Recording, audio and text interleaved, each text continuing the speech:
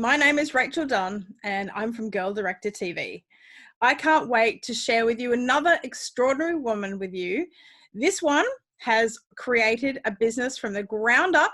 Michel Schuhmacher. She has created an incredible business with shapewear, and she's going to share with you how she started, some of the secrets were in her success and her growth, but also we're going to navigate what's going on in today's world.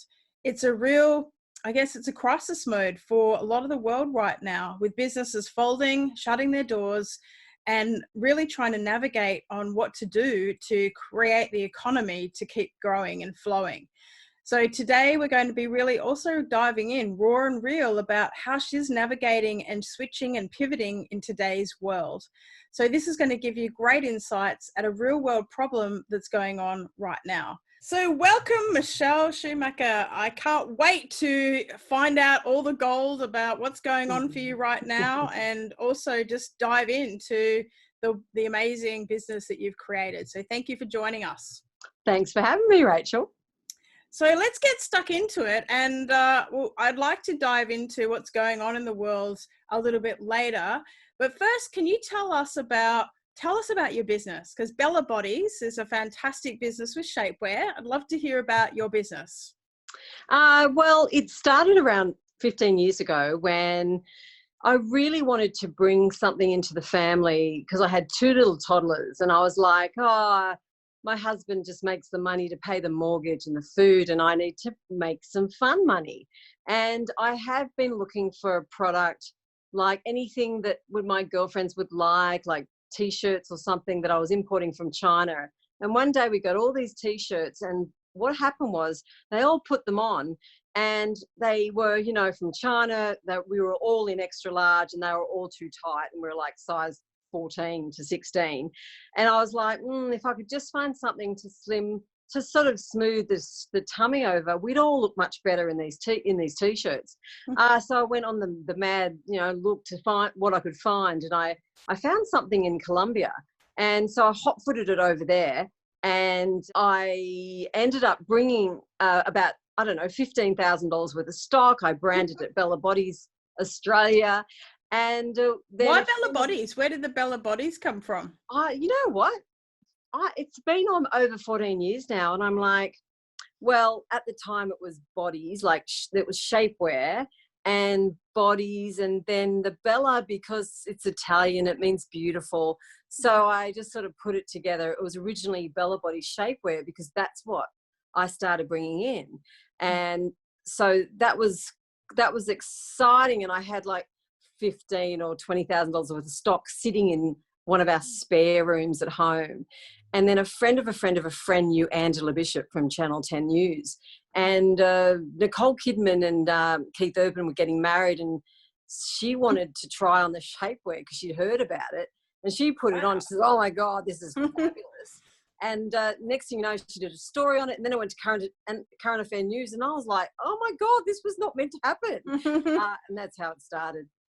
And so with the was shapewear big back then? Was Spanx around, or had you seen shapewear, or is this something new that you had started similar times? Or well, what I could see, and I hadn't heard of Spanx. I'd done a bit of research, but I hadn't heard of Spanx at this stage.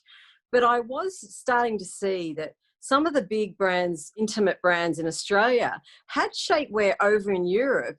And there was plenty in America on eBay. And I was like, why haven't we got anything here? And so suddenly, even though it was the no plan, I went, oh, my God, there's a sense of urgency, because I have a feeling that I'm one of the first. And so that was kind of terrifying. Yeah, you make all the mistakes for everyone else. Isn't that lucky? And it took all those big brands about a year and a half before they went, oh, my God, idiots, and brought them in from Europe. Wow. So Spanx took 2 years. So had you ever run a business before, or is this your first business that you'd had? I had helped my husband start he used to make dental ceramic teeth.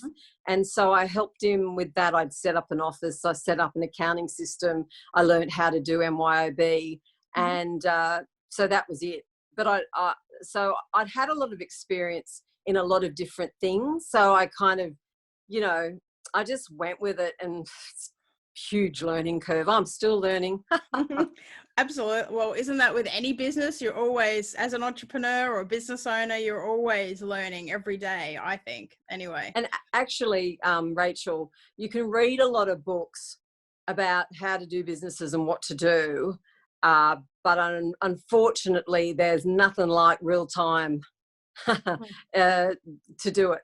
It's the best personal development course you could ever do, is throw yourself into a business, because then you can find out what you don't like doing and what you don't know.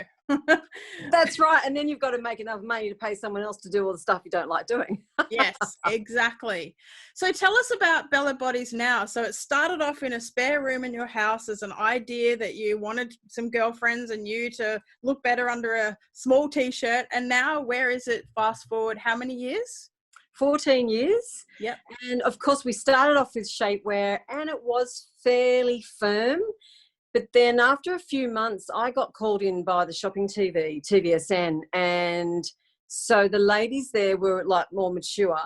And what I realized is that after a period of time is they didn't want really tight.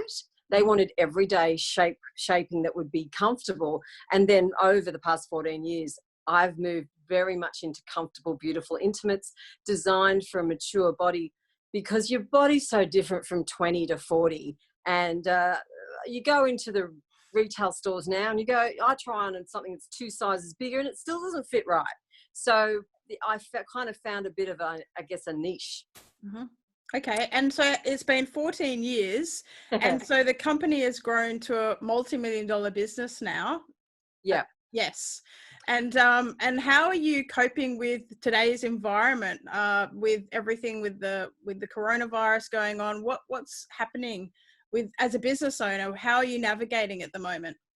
It was really interesting because I'd been flat chat since around the 5th of January.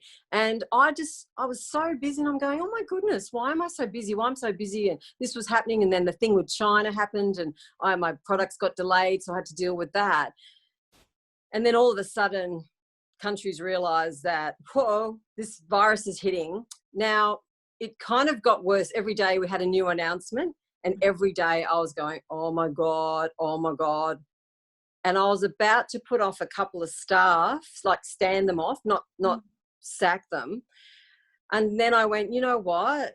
Let's just wait a bit, because I've been hearing from the UK that online sales were doing really well, and they were about a week ahead of us when, we went into lockdown after a week. And so I sort of calmed down and went, nah, let's get this marketing right. But one of the things I was really paranoid about, Rachel, was marketing now, and especially a couple of weeks ago, would be incredibly superficial. So I said, nah, don't say anything until we talk about it, because even though in normal times it might sound good, at the moment, nah. So I kind of went super quiet and thought, okay, what can we do to help people? I mean, of course we want to keep in business, but what do they need? So then we started to get an idea about how about we make a gift, free shipping, which was really, we thought that free shipping for those people who've never done online before. I've got to make a video soon on how to wear our stuff and size our stuff, which is very important, Rachel. And we'll talk about that later.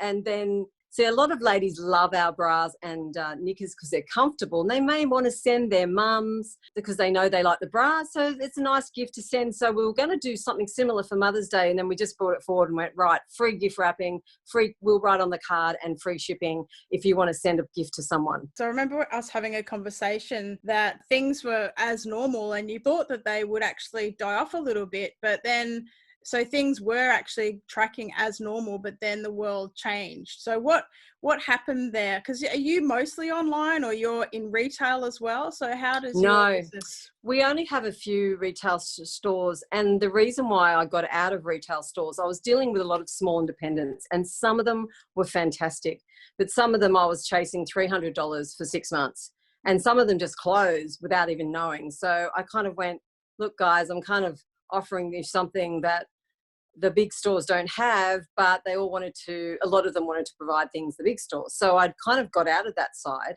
and only through Frontline, which kind of pays me the money, etc. It's a sort of in between the shops.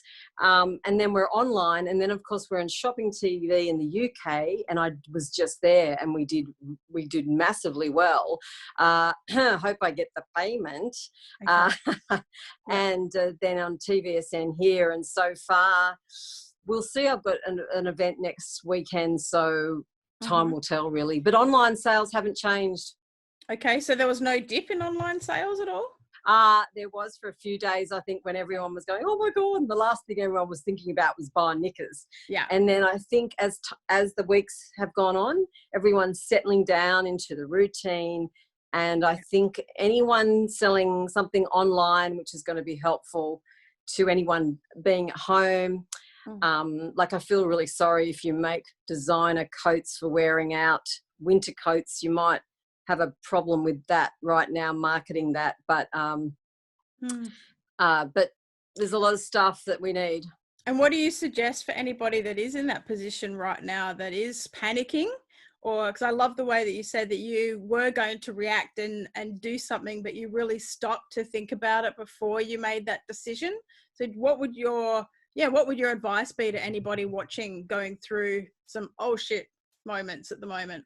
Okay, if you're a designer who makes things specifically to be seen, or, like a beautiful cashmere coat that you wear out in winter that is probably a little bit too good to go walking around the block in, you'd probably have to keep it for next winter and then market it and get stuck into your next collection, because, by spring and summer, once everyone is released, I think they are going to go mad. I think every bar woman would be wanting to buy some spring and summer clothes. So I think you just have to get cracking with your next collection. And if you've got too much excess stock, go to like Oz Sale or My Sale and get rid of it at wholesale cost and get rid of that debt. Yeah, interesting. Okay. And if you do have an online business right now, then don't hold back. Just start marketing, start doing something to be seen and start to share and look at what your customers need right now. Yes. And also, if, for example, if you maybe heavily discount the things are going to be a problem, and just promote what you need to, because you've always got excess stock, and most people have a bit of loungewear, and so I don't know, I guess if you strap for cash, you've got to do whatever it takes to get that cash in. If it means discounting, you maybe have lost this winter season, but look, as long as you get some money back, and that's what I'm thinking, as long as I can cover my costs, my 4 permanent part-time staff, my rent, and we're here still in 3 or 4 months, I'll be laughing. But I don't expect to make a lot of money, but I don't care. I just want to be here in 5 months' time and, move on. Yeah, and be bigger than ever and learn from it. And and practice all my videos. Absolutely. Okay, let's do a little bit of a trip down memory lane and talk about how you grew up. So did you grow up around money, or what was your upbringing like around business and entrepreneurialism? Well, that's interesting, because my middle-class family in a kind of northwestern suburb of Sydney, we always had enough. We were sport. I did every sport and every activity ever. And my dad was a PE teacher. My mum, she started in 1975 with my auntie, the first sheepskin shop in the Rocks. So I guess that's where my entrepreneurial edge comes from. So mum was telling me, and she's 83, that she went to the bank and she said, I'd like a small loan for a business. And they said, oh, well, we want to talk to your husband. And she still remembers how peed off she was with it. So she was quite entrepreneurial and probably didn't do as much as she could have done if she was born now. She, often says to me, oh, if I should have done that and I should have done that. But they had to navigate through a system that was quite male chauvinist too. Mm. And Dad was the educated one, so he read all the law stuff and the account stuff, and she thought of all the ideas. And then they had a couple of businesses. So yeah, they were quite entrepreneurial, but also extremely health conscious. So I know it's got nothing to do with business, but if you're not healthy, Oh, you can't run everything. your business. Absolutely. It's got everything to do with Yeah. business. Yeah. And so what were your biggest lessons? Well, how was the money story actually? What was the money story in your family? Was it you saved it, or was it did you have a lot of money, or did you learn some good money skills? No, we never had a lot of money. When I was 13, I started working at Pancakes on the Rocks, which was just below Mum's shop. So I started earning money at a really young age. I didn't save a lot of it because, I bought clothes and went to the movies and all that sort of stuff. So I wasn't the greatest saver. And then I got the travel bug, and then I became a saver. So my attitude was towards money. I've always had it. I've always had a job. I always seemed to have it. I've never had a real luxury lifestyle. I never needed a lot of money. I just needed, if I wanted to travel, I had a full-time job. I worked 4 nights a week as a waitress, and then I would take off 3 months. So I've just always, if I want it, I get it. But the big lesson is that after my parents had worked pretty hard most of their lives, and Dad started option trading, and he was about 65, and he was doing really, really well. And look, in the end, he lost over $2.5 million. We lost the family home. And so that was such a lesson in money doesn't come easy, and you've got to protect yourself. And all his accountants had said, look, Michael, you've got 300,000, go and buy a investment property now with some of the cash you have. And Dad goes, oh no, I'm going to use it. I'm doing really well. And that was the best advice he got, but didn't take it. Okay. So what did you learn from that? Never to gamble too much, and never think nothing. And basically, you have to take in my business sort of estimated guesses. And you have to know what's the worst can happen, or if you spend this and if it doesn't sell, how much you're going to lose. But it really, like, Dad might as well have taken $2 million and blew it down at the casino. He would have had just as much fun. Did he build that? Because that would have been a very tough when he came home and told you guys, I imagine. Did you find out? Did he? He told us, and unfortunately, 10 years later, he died of cancer. Okay. He couldn't cope with it. And look, that was 5 years ago. Sorry, I'm not bringing it down. I'm just explaining that, you can get too cocky and not protect yourself. And it can happen at any age, and you can be the most sensible person in the world. And, if you're not got your covering all your baskets, then, so the lesson my sister and I was like, right, we're not taking big chances. Money doesn't come easy.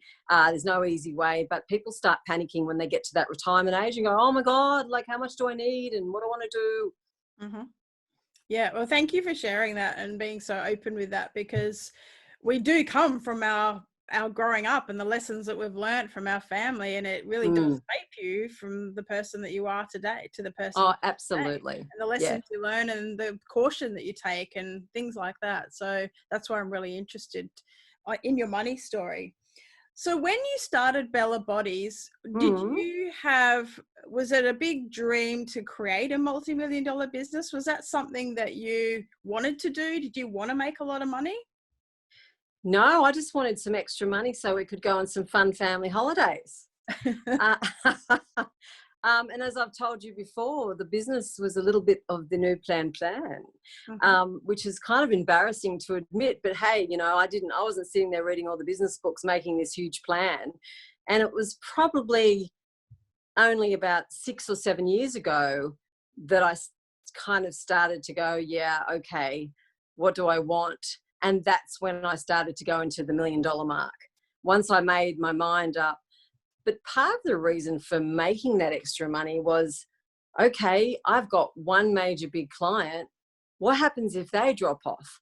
So then my paranoia decided to go over to England and start doing it over there, because I thought, well, if England's still going and Australia pops off, I'll be still have an income. But Mm. then they both are going well. And so I'm going, okay, so looking at another country now. It's slow, and some people go fast, but I've sort of taken my time because I wanted to settle it, get it right, and And then then the probably virus happens, and that happens everywhere. Who could have yeah, predicted that? I'm not going anywhere right now. Yeah, yeah. Oh, thank you for sharing that. So what's some of your beliefs around money that you've had to work on, or that you've seen are there to help you to move to the next level in your business? I had the shopping channel here in Australia, and then I decided to go to the UK. And then all of a sudden I was, popping into that $1 million area, but the back office administration was in a shambles. And I knew that I couldn't grow until this was all organized. And I'm like, hey, I'm too busy organizing stock and designing and planning and flying over to the UK to do all this kind of stuff. So then I hired an extremely organized, planning, tidy person, and she has been with me for over 3 years, an absolute dreamboat. So now back offices, I've got more than I bargained for. She does the planning for the marketing. Everything was barcoded, everything's organized. So if I ever want to sell this business, it's all organized. When you're looking for somebody to fill that role, did you have an ideal that you wanted somebody different to you? Did you have an exact person in mind that you wanted to hire? Do you find that Yes, valuable? I did. And I've made a lot of mistakes when I've hired people, but I knew the sort of person. They were virtually the opposite of me. And I saw her resume and I went, oh, absolutely perfect. I met her and went, yep, she's the girl, because I have learnt that even though I really like her, and she worked out better than I expected. But one of the things that I've learned is you have to be really cautious about hiring someone just because you like them, because they're not necessarily going to be the best person for the job. So I did hire someone not long after her who I liked, but she was completely no good for the job. So every when I hire now, I go, yeah, I like them, but are they going to be the best for the job? Yeah, good question. That's a really good piece of gold there. How many years did it take you then from start to getting to that $1 million mark in your business? Well, that's an interesting question, Rachel, because so I started officially in 2006, and I was going gangbusters. I was doing really well. I hadn't quite made the $1 million mark, and I was doing really well until we got to about 2011. And all of a sudden, so we're talking almost 6 years, I started to run out of steam. And because, this was never meant to be a full-time job, it was supposed, and my kids were still toddlers and my husband was working 24/7. So I ran out of steam in 2011, and I went to the shopping TV and I said, look, I don't know what I'm doing with my life. I'm going to stop. I'm going to quit. And at the time I was I think I'd reached about 800,000 for the year. And they were like, oh, okay. So I then, beginning of 2012 came, I tried to start something else. And then about April 2012, they rang me up and said, Michelle, can you come in for a meeting? We kind of want you to start your business again. And how lucky was that? And I went, but I had a new attitude when I went in that second time. So did you close it completely? No, I was still flogging off stock, and I still had one part-time staff member. So I was sort of trying to get rid of all my stock and still thinking of my I'd already started a new idea, but it wasn't really doing that well. As you know, you can do 1,000 things. And so when they asked me back, I came back with a new vigor. And I think that's the problem. You sometimes get to a point, if you don't plan anything, you will burn out because you've got nothing else to see for the future. So since 2012, I haven't stopped. It's now that was 8 years ago, and it's gone every year, got better and better and better and better.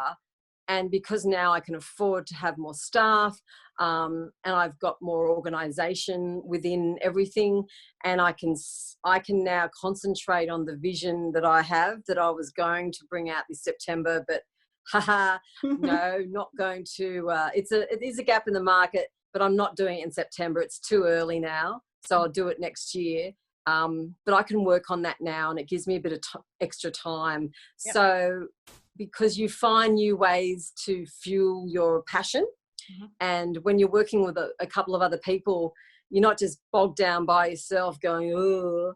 So that's the only thing. It's great working solo in some cases, but you kind of need, 5 heads are better than 1 head, really. And when they're the right people to bounce off and you all have that vision, then it can help you to see things differently too. Absolutely. Yeah. Wonderful. So I'd love to talk to you now about the pathway. I was fascinated and I started collecting all types of ways that people went from, say, 100,000 to $1 million business. And I know that there's no exact pathway because every pathway is very different, but I'd love to understand your exact steps. If you could pinpoint the exact steps or the most important steps that you would, I guess, suggest to somebody wanting to go from 100K to $1 million business, what would you suggest the pathway would be?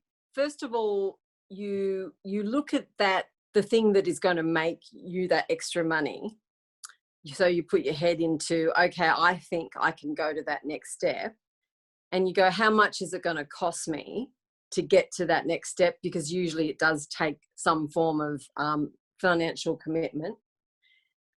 And then how I deal with it, I go, okay, Michelle, if this doesn't work, how much are you going to lose? And this is how I operate. Not everyone's the same. And then I go, right, okay, so I might, if I spend 40,000 and I lose 40,000, can I deal with that? And if it's a yes, then I go forward. I know that's probably not everyone's cup of tea because I don't want to lose that 40,000. I'm not going to go, well, what the hell? I'm going to do all I can to either get my money back or make a profit. Of course, number 1 being the profit. And number 2, get the money back. Number 3, you've lost it. So before you make that step, just make sure you know where you're going and how much money it's going to cost you. And if worse comes to worse, because there would have been a lot of people caught out right now with the virus and they might have plowed a lot of money into something and there's no way of coming back. And for your peace of mind, for my peace of mind, I have to know that I'm going to be okay if I lost that money. That's my very first important step for myself. So step 1 is, I guess, seeing that you can go from 100 to $1 million if that's possible in your business. The idea can go that far. And then the next thing is, how much is it going to cost you? What if you don't know how much it's going to cost you because you've never been there before? Yes, but to get to the next step, you must have an idea. Like, you don't usually go from 100,000 to $1 million overnight. Yeah. So it's a pathway, right? Yes. So you kind of have an idea of what's entailed to, I don't know, go to 200 or go to 300. Like, for example, when I decided to go to England, I had to take a risk because I was investing in a bunch of stock. I had no idea if the UK ladies were going to like myself and my products.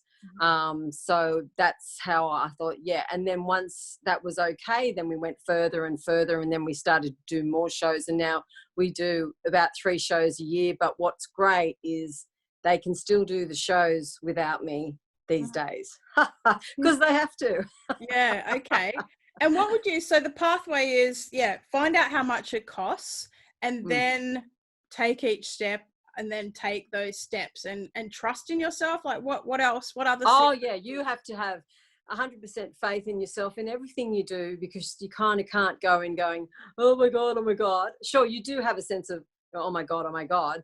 But for example, yes, you have to have faith in yourself. You can't be too confident. But the biggest thing is you have to have done your research to make sure that whatever you've got is, who your competitors are on the other platforms. What do they sell? What is their price? What you can do and find that niche that, you can't just land yourself in a bunch of highly competitive market and not done any research. No, for sure. No, that's good. Any other parts in the pathway that you think are really important? Yes. Just check with your family that and your partner, if you're going to be traveling a lot like I did, that they don't mind, because it puts a little bit pressure on your family, and it's kind of part of the reason why I'm almost divorced. Okay. But that's not the only reason. But what I mean is, just check that everyone's cool with the decision you're making. And the determination and passion that you've got to make it work, and there is a lot that goes into that. And the other thing is, I found it like exporting into another country. So I'm making China, export to the UK as an Australian business. Finding people there are a lot of people out there who will give you free advice, but they're really hard to find. And before you put your money into anything, make sure you talk to your accountant, to people who've done it before. And usually you will find someone who's done it before, and you will find someone who will be helpful. Not everyone's helpful, or they'll tell you bits and pieces and you kind of walk away going, well, that doesn't answer my question on how to open up a bank account in the UK. But so you got to talk to a lot of people, and that took me getting the accounting right and getting the rules and regulations right. Would you believe, took months. And so how do you navigate when you have a product in China? Because I believe it's very hard to communicate, especially getting the quality control and so the product right over there in the first place. How was that when you went over there? This may sound about doodah, but you've got to use a lot of instinct. You have to create a relationship with the person you're dealing with, which is trust. Of course, you can't go over there now, but there's many other things you can do to prove to them, because even though you need them to trust, you want to trust them. They want to know that they can trust you, and so you've got to develop a relationship. And really, a lot of my business relationships are almost friends, because I just think it's really important to have a good relationship with everything. And also know, like, I'm super good friends now with the buyer in the UK, to the point where I actually stay with her. But we both say, look, if business doesn't do well, look, it's just business. It's nothing personal. And it's having that defining line about there's business and there's personal. So I think developing relationships is really important, and don't step over the little people, because some of those are the people that are going to help you. Like you think they're not important, but everyone's important, because it's all just just all life. It's also hard navigating in a new country when you haven't been there. You don't know the market, you don't know the women, and like you said, it's a risk, and you've got to weigh that up. If they like the product, if they're the same, they've got the same thoughts and feelings around as the Australian women as well. Well, I did. There's a few things we brought over there that the Australian women love, and they just weren't interested. Like what? And that's okay, because I brought the stock back and we sold it in Australia. Yeah. So, like what? What's the difference in that way? Well, it was interesting. Is a lot of Australians really love the bamboo viscose feel of fabric. It's breathable. It's lovely. It's like a cotton, but it's probably, I love it.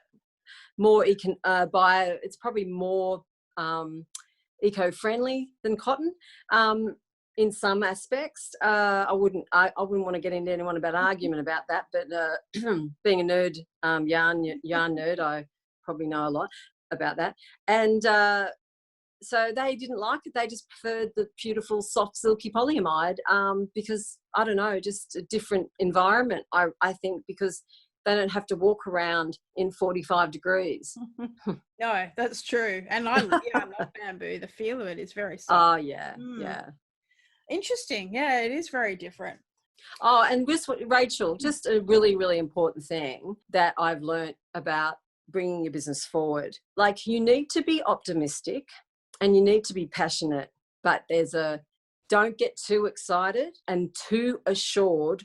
There's a cautiousness in optimism and passion, because you can get bowled over with too much optimism sometimes. And I'm an optimist. I'm not a pessimist, but I'd say I'm a quiet optimist when it comes to making decisions with business. Okay, that's interesting. So you're optimistic, but you don't really go and beat your chest about it until it happens. You just sit quietly with it and you quietly optimistic. Is that what you mean? Yes, and I'm cautiously optimistic. Okay. And the other thing is I never beat my chest about it, Yep. because if I've done something well, it's almost like you're only as good as your last show sort of thing. Mhm. Yep. Like an actor would say, I'm only as good as my last film. So I'm completely kept on my toes all the time. I never relax about my business, and I'm totally at one with that, and I'm used to it, and that's how I live. Mm.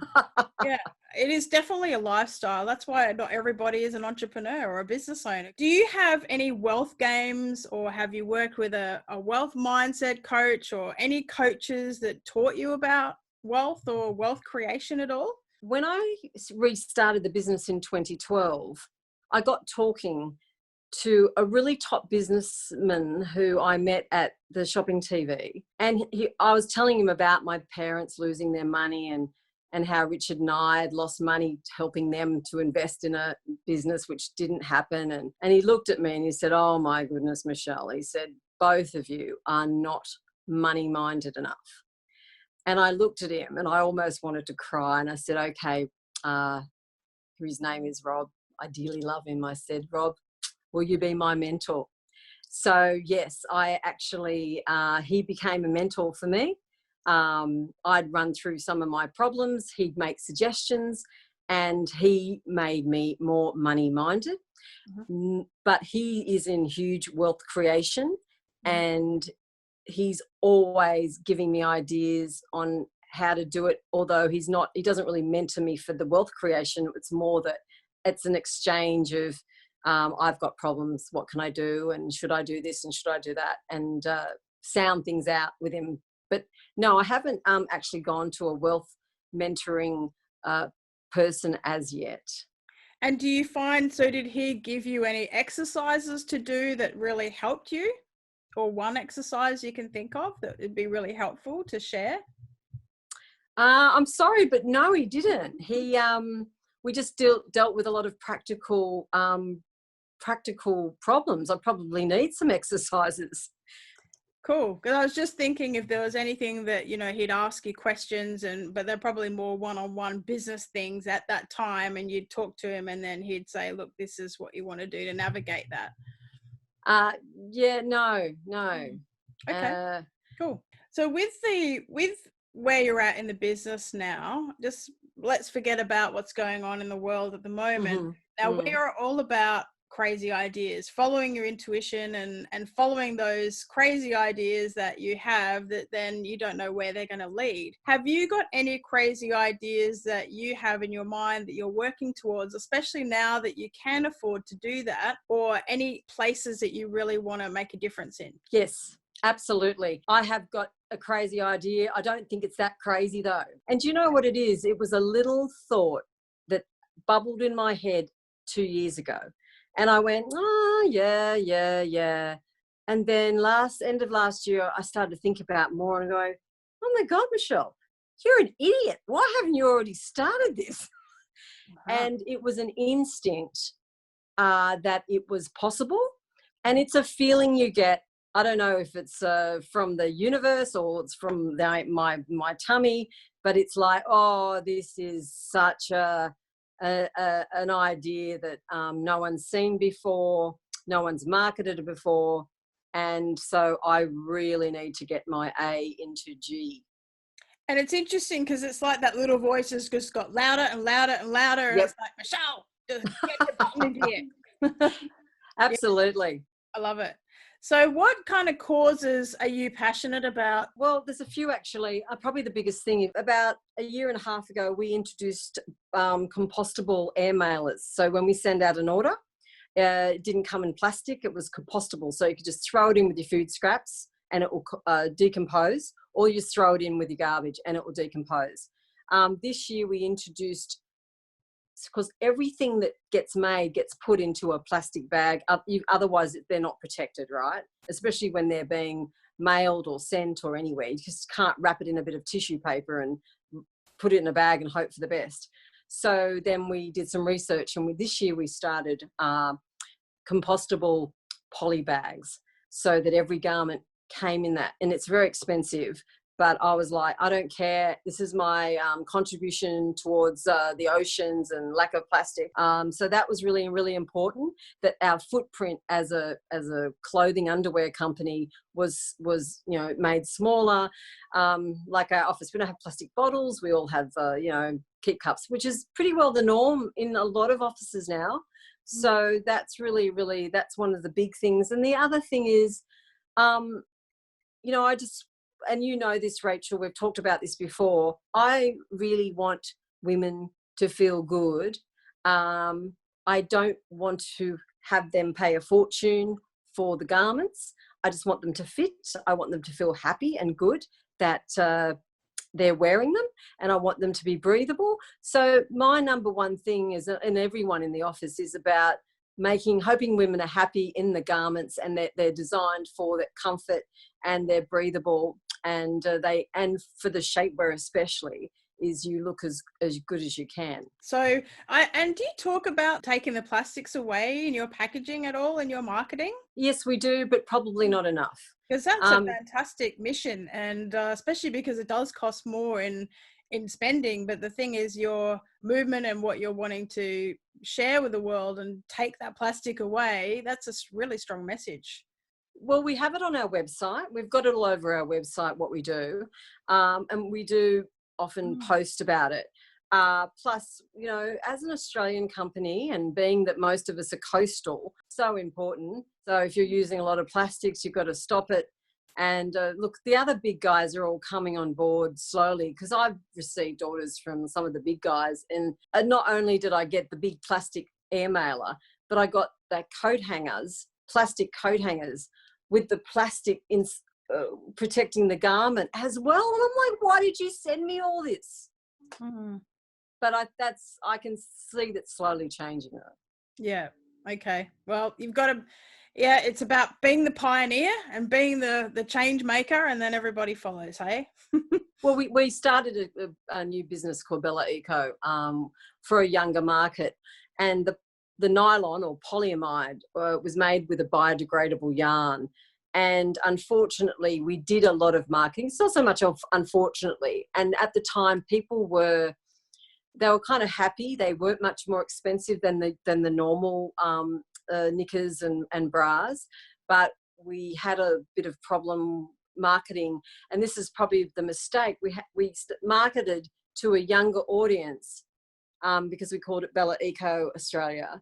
And we didn't have an audience for Bella Eco Australia, when I should have actually, and this was the mistake, I should have marketed it to the age group in Bella Bodies Australia. Okay. So now we're bringing it in together. So it's all's not lost. We've still got that huge message in the biodegradable yarn, but we've brought it into Bella Bodies, and they'll end up just sort of fusing together, because there's always a way out of a problem. Absolutely. And what would you say, just finally, about you being the face of the brand, being on TVSN? Do you find that really helps the brand? Is that something that you consciously have done, or what have you felt about that? Well, although because I'm on TVSN, there is a lot of people who know me, and I have a relationship with them on Facebook and that sort of thing. But then the shop, I'd try to go behind the scenes, because I'm like, look, I've come around now to go, well, actually, I am the face. You can't often see the managing director of Bonds or Burley Facebooking. So I figure I need to put myself out there more, because people want to know they want authenticism. They probably, like, for example, Alan Joyce from Qantas, right? Huge salary, got his name everywhere, but everyone knows he's on a massive salary. So I guess the guy from Bonds and Burley are probably the same, whereas I'm pretty, normal, as in, small business. And I think by letting everyone know that, you can virtually touch base with the owner of the business, I think it makes them feel probably more like there's more trust, especially that it's I don't have 50 staff, so they kind of know it's small and authentic and quite sincere. And I love that. It's the sincerity, it's the just your story and the business story people can relate to too. Yeah, yeah. Yeah, awesome. So what else, is there anything else that you would like to share with somebody watching that is perhaps looking at this and wanting to start a business or hungry for an idea or just not sure what to do? What's your advice for that person? Well, everyone, including you and me and anyone who started a business, always had a few ideas prior to this business. So I probably started 4 businesses before I started this one. Had a lot of ideas and I kind of ran with them and went, oh, that's great, and kind of made the first couple of steps and then went, it's not feeling right. I didn't do that properly, or, I wouldn't have spent much money. And everyone has ideas, right? But when you come up with an idea and you've done a bit of research, you don't have to do heaps because you can spend too much time researching and miss the boat. If you get an idea and you find not too many people are doing it, or you can do it better, which is a big thing. If you can see something there, but you can do it better and you're ready to go, you just have to start. And I would say most people who never start a business, they think about it and and then they analyze it. And if they get too wrapped up in, oh, will this work? Will they not? Sometimes you just got to take that leap of faith. And you know what? If worst happens, it doesn't succeed, maybe your next business will. Absolutely. I'll never forget an idea I had many years ago called Clean Skin Ads. It was how you get a clean skin bottle of wine. Yep. So I had built the website and I'd had it, but nobody said it would work. Nobody would back it. Nobody would fund it. And it was my vending machine of ads online, so that I would have cinematography filmed ads that were finished, complete, but then somebody would buy that and then put their brand to it instead of going out and now look everywhere. And I'm sounds brilliant. But now I've lost the passion, the energy's gone, and just probably resentment about the idea. But it's just interesting, when you do have those ideas. I think I was scared of putting it out there and really going for it too. But it's just absolutely. And you have to just start. If you spend too much time thinking and not doing, then, and also one of the advice from a Jewish friend of mine, he said, us Jewish, we just start. We just start the business and then we play it by ear as we go. And, that's what I did because I needed to start a business. I wanted to work for myself. It was just finding the right idea. And it may not even make much money in the beginning, but it doesn't matter because I didn't think I'd be where I am now 14 years ago. I actually didn't even want to be where I was. And then I grew into it and now I'm like, yeah, well, where do I go now? And where do you go now? What's your vision for next? The next new thing, I think that's going to be quite big. And I weighed up this idea for a long time, right? Not this idea, but the other idea about making some goods in Australia. And I think they won't be all made in Australia because the machinery isn't here. But I think this is the perfect time to start making a few things in Australia, if you can price it right. Fantastic. So your vision for the future is get this new thing that you keep teasing me about out next year, and also just start to make some things in Australia to expand. And then take the idea overseas. Okay. And globally? And export. So Bella Bodies is in the UK, in Australia. Whereabouts? We were in France. France? But at the Shopping TV in France for 2.5 years. And unfortunately the French people weren't into Shopping TV. So that was great fun. So I was, that was building up and building up. So that's all right. All is not lost. What about Dubai or anywhere like that? Are they markets for you? They might be. Yeah, I'm just wondering Oh, where absolutely. I think once everything's back to normal, then there's no excuses for not, trying. But I really want to bring it to the Aussie chicks first, and Aussie women, and if it goes like I think it will go, then I definitely will take it overseas. Excellent. And so where can people find your beautiful products? Bellabodies.com.au, which is BELLABODIES.com.au. And you'll find on there shapewear. There's just share us a little bit about your products. Comfortable knickers designed for a mature body. And when I mean mature body, I mean someone 35 plus, where our body starts to change. What's the difference? What happens is the elasticity in your skin starts to drop. So, suddenly you get a overhang on your bra that you never had when you were 25. So you may not be putting on weight, but your skin gets really soft and starts to sag. So when all the sagging skin happens, for example, like from your belly over that little bit that hangs over your legs, that wouldn't, back in the days when you could wear a really high cut knicker. Yeah. Well, I don't know about you, Rachel, but I can't. I could never. So I'm just trying to remember if I've Yes, but even if you were, no matter if you whatever size you were when you were 20, it was all firm. It was firm. And now, whatever age you are now in your 40s, I think, it's not as firm. So we cut the knickers a little bit lower on the top of the leg. We make sure that it goes a little bit higher into the high waist goes into the waist, because we don't want it sitting. Because I know from my body, even though I'm slim, I've developed a lovely shelf around my hip. So if the knickers don't sit, if the knickers sit in the middle of that shelf, they're going to slide down. So they have to go over it a little bit. Okay, fantastic. Okay, just stuff like that. But, we have a variety of things, but we also now, due to the virus, we're offering a service where you can call us, you can check with your sizing, because nothing is better than having me on the phone giving you advice about your body type and how tall you are and what size you'll be better suited in, especially when it comes to shapewear. Wow, that's a pretty amazing service. And also you can email us. So we've kind of thought, oh my goodness, how can we help people make underwear, buy underwear when they've never bought underwear online before? Fantastic. Well done. Well, so hopefully we'll be busy. Yeah, you absolutely will be. I mean, people will be at home and they'll be, that's something they still need, right? Yeah, and we prefer you to buy the right size off the bat. And Aussie. Yes. Love it.